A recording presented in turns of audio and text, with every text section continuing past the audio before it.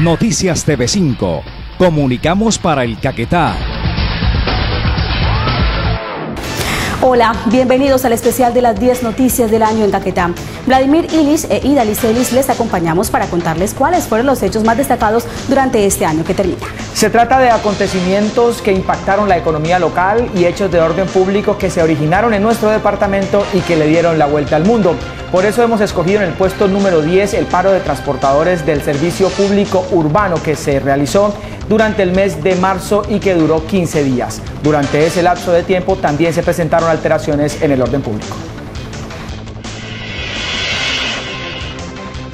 El aumento desproporcionado de mototaxistas en Florencia durante los últimos años puso en jaque a los transportadores, quienes, cansados y desesperados por las pérdidas económicas que registraban, decidieron adelantar un cese de actividades con el objetivo de reclamarle a la administración municipal, que apenas comenzaba, una solución pronta a esta problemática que estaba dejando en la quiebra a los conductores y propietarios de vehículos como busetas, colectivos y taxis. Inicialmente las protestas fueron pacíficas. Los conductores se reunieron en varios puntos de la ciudad, paralizando el servicio público a miles de los florencianos que utilizaban este tipo de vehículos cada día. Cuando los líderes de la protesta se dieron cuenta que las reclamaciones no daban fruto, los conductores bloquearon algunas vías principales, lo que obligó a la intervención de la fuerza pública, ocasionando fuertes disturbios. Varios transportadores fueron capturados por protagonizar los desórdenes, pero a los pocos días quedaron en libertad. La siguiente fase de la protesta fue de negociaciones. Los voceros del gremio transportador se reunieron con los representantes del gobierno local y la policía. El proceso fue largo y mientras avanzaban los diálogos, los cientos de conductores de taxis y colectivos se concentraron en el Polideportivo Juan 23, donde instalaron una olla comunitaria y pasaron las 2 semanas del paro. Cuando la situación económica agobiaba a los conductores y a pesar de que los ofrecimientos de la administración no eran los mejores, los líderes del cese de actividades decidieron llegar a un acuerdo y levantar el paro con la esperanza de que la medida del gobierno beneficiaría al sector y de esta manera cerrarle las puertas al transporte ilegal. La situación después del prolongado paro no mejoró y en los últimos días del año los gerentes de las empresas anunciaron que el 2012 pasó sin pena ni gloria y los mototaxistas siguen afectando su actividad sin que, según los representantes del gremio, la administración tome cartas en el asunto. Por su parte, el secretario de Tránsito asegura que todo el año la alcaldesa adoptó medidas que fueron efectivas contra el transporte ilegal. Además, Silvio Valderrama señaló que en el 2012 los transportadores se dedicaron a atacar al gobierno municipal y en ningún momento se percataron que una de las causas de la crisis que viven es el viejo y deteriorado parque automotor con el que cuentan. Después de 16 años, los campesinos se volvieron a movilizar desde su lugar de origen hacia la capital de Caquetá y algunas otras localidades, aunque en esta ocasión las manifestaciones fueron pacíficas y generaron dificultades en la movilidad de varios corredores viales. Y cerca de 10.000 labriegos salieron a municipios como La Montañita, El Doncello, San José del Fragua y Florencia. Las marchas campesinas tenían 2 motivos según sus organizadores. La primera, exigir al Estado direccionar más recursos para el sector rural. Y la segunda, que las organizaciones sociales y campesinas fueran tenidas en cuenta en las negociaciones que adelanta el gobierno y las FARC. Diálogos que respaldan la mayoría de los caqueteños. Esta noticia ocupa el lugar número 9.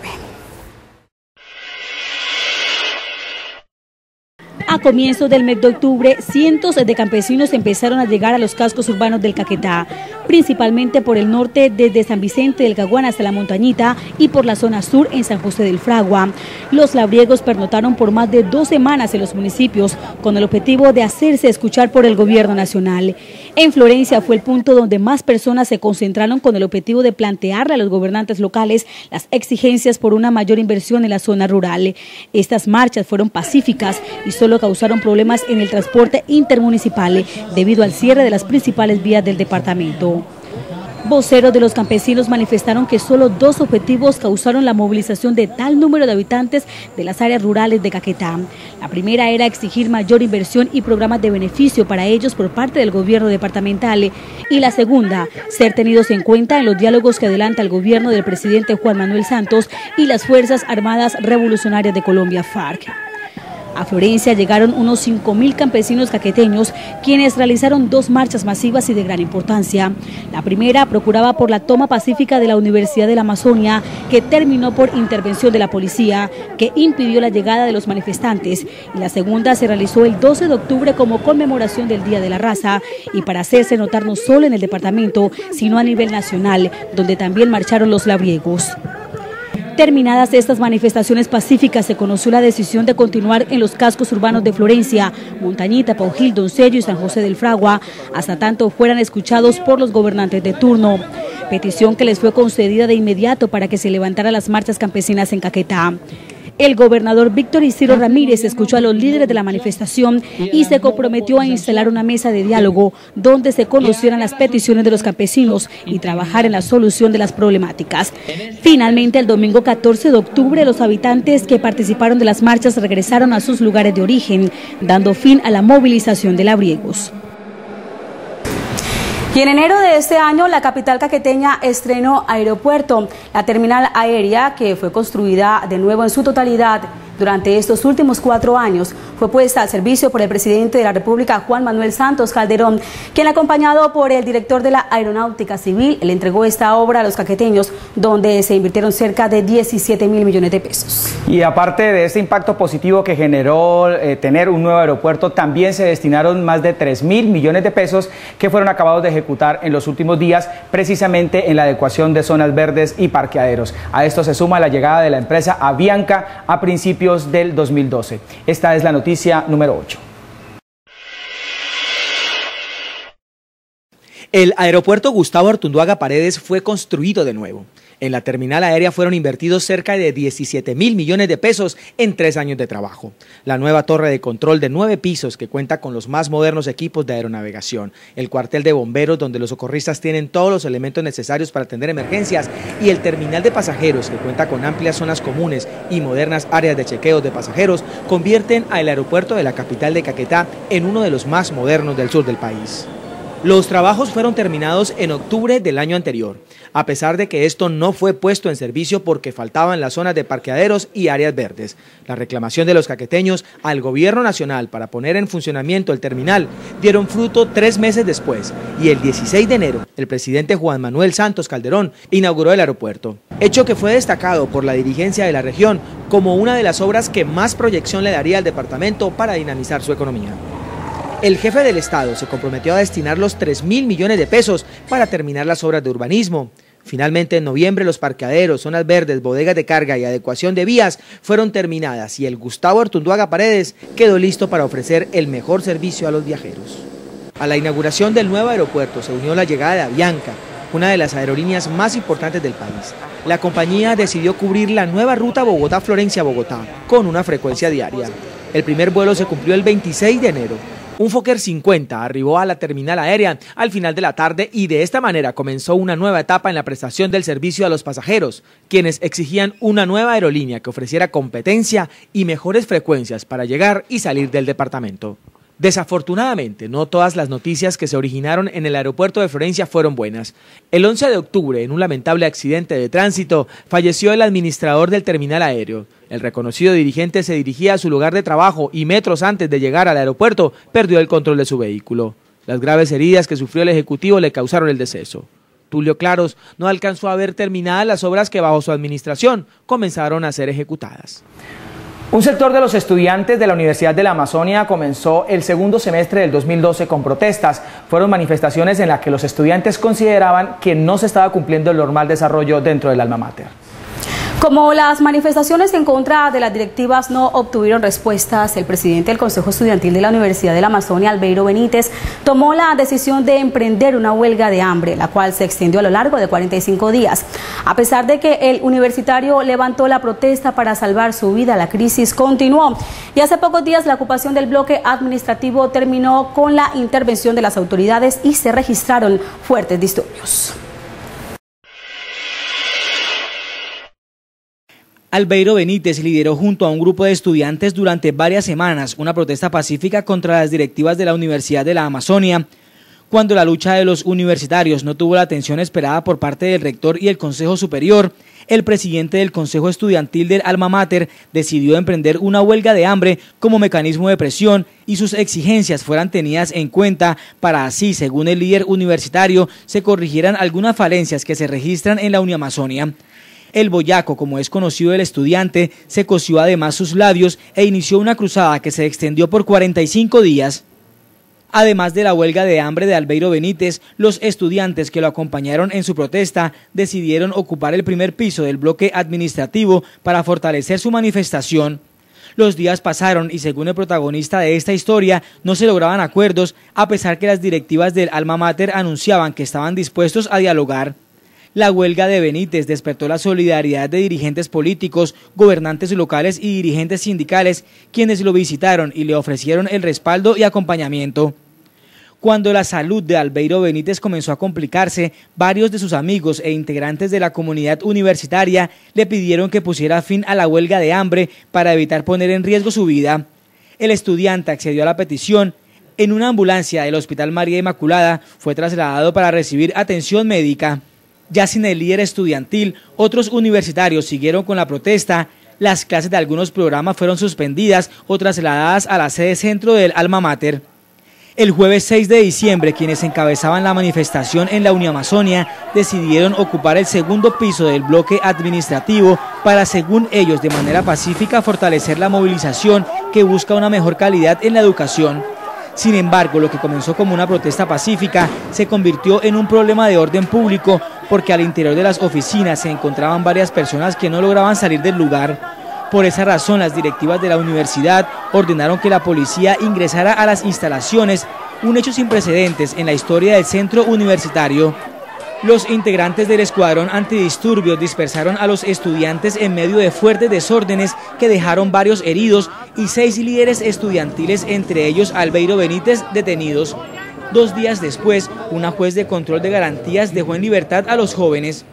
Por ahora en la universidad se respira tranquilidad, sin embargo los estudiantes han anunciado que seguirán con sus peticiones y buscarán ser escuchados por el gobierno nacional, ya que según ellos no encontraron respuestas en el Alma Mater. A continuación destacamos una situación que se ha venido presentando durante los últimos 2 años en nuestro departamento. En algunos tramos de la vía Florencia-Suaza se han presentado fallas geológicas, lo que ha dificultado la movilidad de los pasajeros y por supuesto de la carga desde Caquetá hacia el interior del país. Además de esto, en el 2012 se presentaron fuertes lluvias que generaron algunos trancones, pero hay un caso específico que también afectó la economía local. Toneladas de rocas cubrieron al menos 100 metros de la carretera en la vereda La Carbona. El derrumbe incomunicó al departamento del Caquetá, además de dejar en evidencia la falta de una vía que sirva como variante para el ingreso y salida de Florencia. Para solucionar esta crisis económica causada por el derrumbe, fue necesario utilizar más de 300 kilos de explosivos, los cuales fueron detonados por personal del batallón Liborio Mejía. Esta noticia ocupa el lugar número 6. El 28 de septiembre se registró el derrumbe de rocas sobre la carretera Florencia-Neiva, a la altura de la vereda La Carbona. Las fuertes lluvias que se prolongaron por varias horas provocaron un derrumbe de grandes proporciones que cubrió un tramo del importante corredor vial, dejando incomunicado al Caquetá con el resto del país. Cientos de viajeros y decenas de vehículos de carga quedaron al lado y lado de la carretera por la emergencia vial. Inicialmente los viajeros hicieron transbordo para llegar a sus lugares de destino y los transportadores acudieron a improvisados trabajadores para pasar de un lado a otro los productos perecederos. La gente pensaba que este sería uno más de los múltiples deslizamientos que se registran en la carretera y que horas después se lograría abrir paso nuevamente. Sin embargo, con el personal del Invías junto a expertos antiexplosivos hicieron la evaluación de lo sucedido y dieron un nada alentador anuncio. La remoción de las cientos de toneladas de roca duraría al menos 7 días.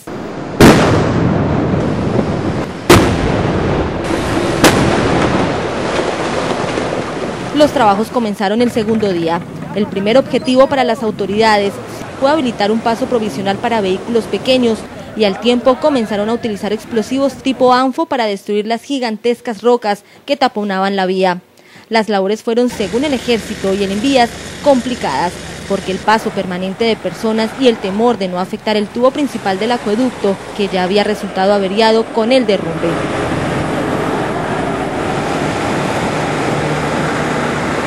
Las detonaciones y largas jornadas de trabajo permitieron 4 días después de registrado el derrumbe habilitar un paso provisional y en parte la emergencia fue superada.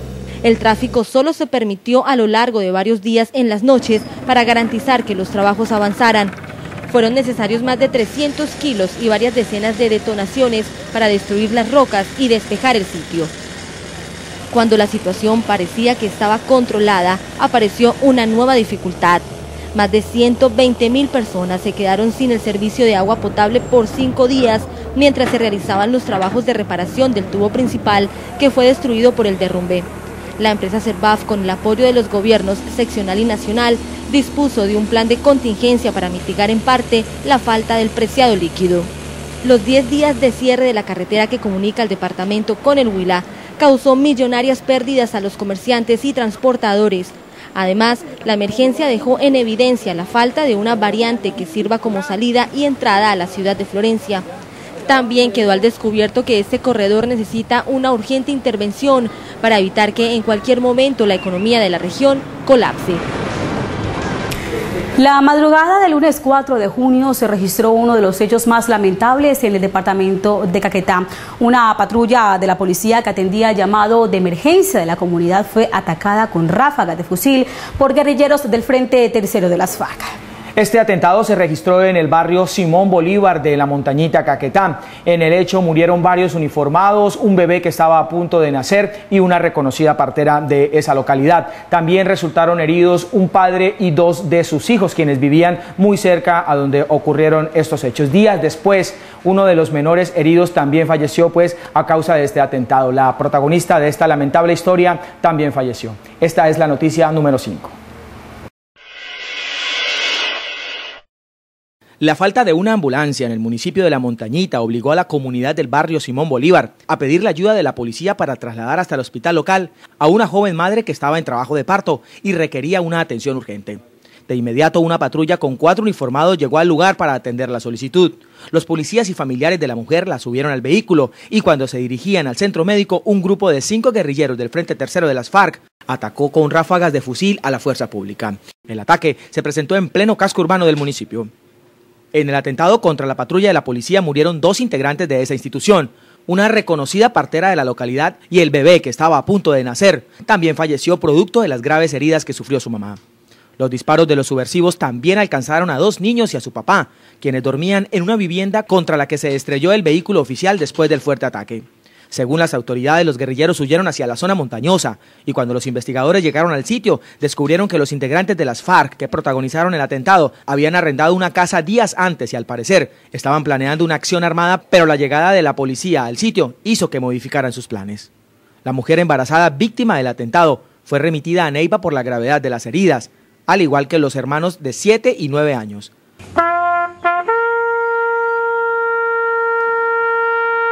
Días después, la joven madre y uno de los pequeños murieron.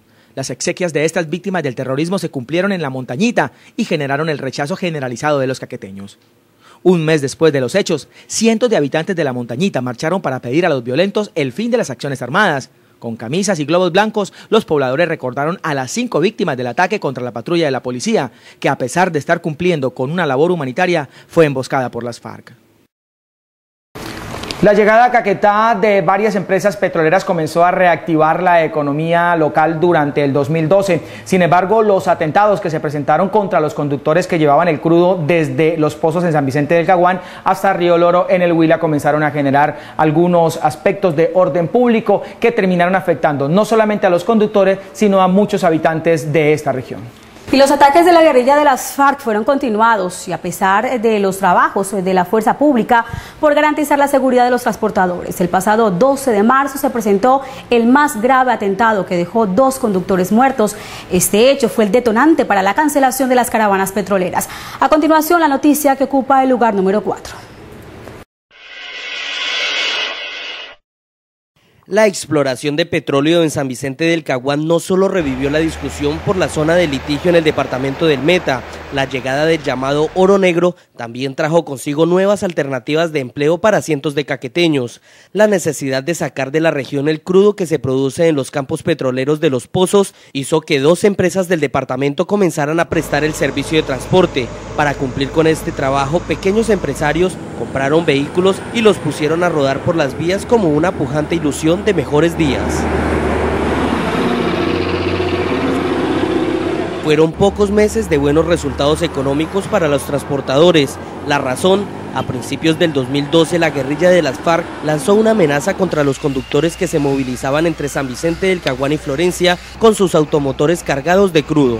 En ese momento el ejército y la policía comenzaron a diseñar estrategias de seguridad para contrarrestar las intimidaciones del grupo armado. La primera decisión fue escoltar las caravanas. A pesar de la buena voluntad de la fuerza pública, los ataques de la guerrilla comenzaron a desestabilizar la labor de los transportadores y la serie de atentados causó daños en vehículos y temor en los conductores. Sin embargo, el transporte de crudo se mantuvo con algunas restricciones, pero con las ganas de los empresarios y funcionarios de Ecotrans Amazonia y Rapientrega, quienes con el único fin de trabajar para conseguir el sustento de sus familias, seguían arriesgando sus vidas. El 12 de marzo de este año se presentó el atentado más grave. Una caravana integrada por al menos 20 vehículos fue atacada cuando se dirigía hacia Florencia. El ataque guerrillero se presentó cerca de la mina de Pavas en la zona rural del municipio del Paujil. Durante varios minutos, los subversivos dispararon ráfagas de fusil y lanzaron granadas contra los conductores. La fuerza pública que escoltaba la caravana repelió el ataque. En el sitio fueron asesinados por los guerrilleros 2 conductores. Una de las víctimas conducía un carro cisterna y hacía parte de la caravana. Luego de este ataque guerrillero, los transportadores decidieron no seguir realizando esta labor por las vías del Caquetá, porque según los voceros del gremio no querían arriesgar más sus vidas. Durante los meses siguientes se adelantaron algunas reuniones con las autoridades del departamento y la empresa Emerald Energy, compañía que adelanta las labores de exploración. Sin embargo, no se lograron acuerdos para reactivar las caravanas y los transportadores se declararon en crisis económica. Hace 3 semanas se reactivó el transporte de crudo, pero fue solo por unos días para cumplir con un requerimiento de urgencia de la empresa petrolera. Hasta el momento es incierta la fecha de reinicio de las caravanas en Caquetá. Y un accidente de tránsito que se registró en la vía que comunica el municipio de Pitalito Huila con Mocoa dejó un trágico balance para la comunidad universitaria del departamento. Al vehículo en el que se movilizaban 4 investigadores del Alma Mater le cayó una roca, causándole la muerte a 3 de los ocupantes del automotor. En este hecho murieron el vicerrector de investigaciones de la Universidad César Estrada, el ingeniero de sistemas Oliver Ramírez y el estudiante de la maestría en agroforestería Humberto Mazorra. La tragedia conmovió a toda la comunidad del Alma Mater. Esta es la noticia número 3.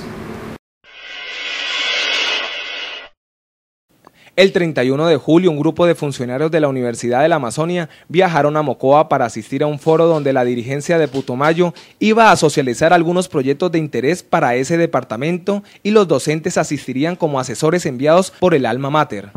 Según las versiones, el doctor César Estrada, vicerrector de investigaciones de la Uniamazonía, Jessy Beltrán Barreiro, presidente del Consejo Superior, Oliver Ramírez, ingeniero de sistemas, y el investigador del Sinchi y estudiante de maestría Humberto Mazorra salieron desde muy temprano de Florencia. Cuando transitaban por un sector de la bota caucana rumbo a Mocoa, una roca se desprendió de la montaña y cayó justo sobre la camioneta en la que viajaban. En el sitio murieron el vicerrector de investigaciones del Alma Mater César Estrada, el ingeniero de sistemas Oliver Ramírez y el estudiante investigador del Sinchi Humberto Mazorra. Milagrosamente el doctor Jessy Beltrán Barreiro sobrevivió al accidente y fue trasladado a Pitalito, donde fue atendido. Este hecho enlutó a la comunidad universitaria y causó tristeza y dolor entre los funcionarios y estudiantes del Alma Mater, porque las personas que murieron eran los más destacados investigadores que trabajaban por el desarrollo de Caquetá. El doctor César Estrada era quien lideraba los procesos de investigación y su meta era consolidar a Macahual como el centro de investigaciones más importante del sur del país. El docente Oliver Ramírez tenía un proyecto entre manos, crear el primer museo de la tecnología de la universidad, y el estudiante Humberto Mazorra era el más destacado investigador del Sinchi. Además, estaba adelantando los estudios de maestría en agroforestería.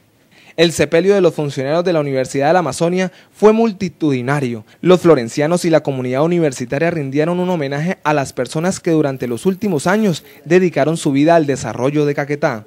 6 meses después del lamentable accidente y de la dolorosa pérdida en la Universidad de la Amazonia, aún se recuerda a 3 de sus más ilustres integrantes que se fueron antes de tiempo.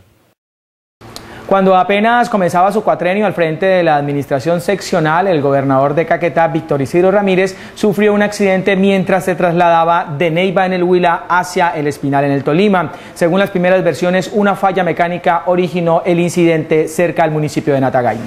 Lo que inicialmente solo parecía un accidente de tránsito más, con el paso de las horas y a lo largo de los días tomó un tinte de escándalo. Algunas versiones aseguraban que el gobernador conducía su vehículo en estado de embriaguez, hecho que fue negado de manera categórica por Víctor Isidro Ramírez Loaiza. Y hace pocos meses el jefe de tránsito del Guamo Tolima le dio la razón. A continuación, la noticia que ocupa el lugar número 2 en nuestro especial periodístico. El accidente ocurrió el 24 de marzo en la noche. El vehículo Chevrolet que conducía el gobernador de Caquetá, Víctor Isidro Ramírez, al parecer presentó una falla mecánica y provocó un fuerte incidente. El mandatario, su cuñado y el jefe de seguridad sufrieron heridas. Al día siguiente se informó que el mandatario se encontraba en la ciudad de Neiva y solo tenía algunas contusiones. Sin embargo, con el paso de las horas se supo que el gobernante seccional sufrió unas heridas en la cabeza. Durante varios días permaneció hospitalizado en la capital del Huila, a pesar que su equipo de asesores no reconoció en ningún momento que el incidente había generado afectaciones en la salud del mandatario de los caqueteños. Lo que en principio fue un percance vial comenzó a tomar otro rumbo. A los pocos días se conocieron varias versiones. Una de ellas que al parecer, y según un comparendo que le impusieron al gobernador, en el momento del accidente, Víctor Isidro Ramírez se encontraba bajo los efectos del alcohol. La información rápidamente fue causando diversas reacciones y la falta de una buena información desde el Palacio de Gobierno departamental ayudaba a alimentar las especulaciones y el escándalo. 14 días después del incidente, cuando aún tenía una incapacidad médica por el golpe que sufrió en la cabeza, Ramírez Loaiza rompió su silencio y decidió hablar con los periodistas de la región para contarle a los caqueteños lo que según él realmente había sucedido. De entrada, el gobernador negó de manera categórica que en el momento del incidente se encontrara bajo los efectos de bebidas embriagantes. Según el mandatario, lo que pasó esa noche fue un lamentable error por parte de los uniformados que acudieron al lugar del accidente, y por esta razón anunció que demandaría a la Policía Nacional. Las versiones del funcionario poco fueron tenidas en cuenta y sus detractores políticos aprovecharon esta situación para atacar al recién posesionado gobernante de Caquetá. El MIRA, movimiento político que avaló la candidatura en su momento, investigó al gobernante y aplicó una mínima sanción con el anuncio de que si alguna entidad judicial del Estado confirmara las denuncias, la decisión sería más drástica. El escándalo fue, según el gobernador, el caballito de batalla de sus contradictores políticos, pero siempre el funcionario lo negó todo. Víctor Isidro Ramírez se mantuvo todo el tiempo en sus afirmaciones de que no era cierto que unas copas de más fueran la causa del accidente. Cuando finalizaba su primer año de gobierno, ese que difícilmente olvidará, el jefe de la Oficina de Tránsito del Guamo Tolima exoneró de toda responsabilidad a Ramírez Loaiza y confirmó que el gobernador no conducía en estado de embriaguez. Y al parecer, todo fue producto de un error en el momento de hacer el comparendo. Poco a poco el gobernador se ha recuperado de ese percance que sucedió en marzo y se extendió a lo largo del 2012. Según sus declaraciones, aspira a que la Procuraduría falle a su favor la investigación disciplinaria.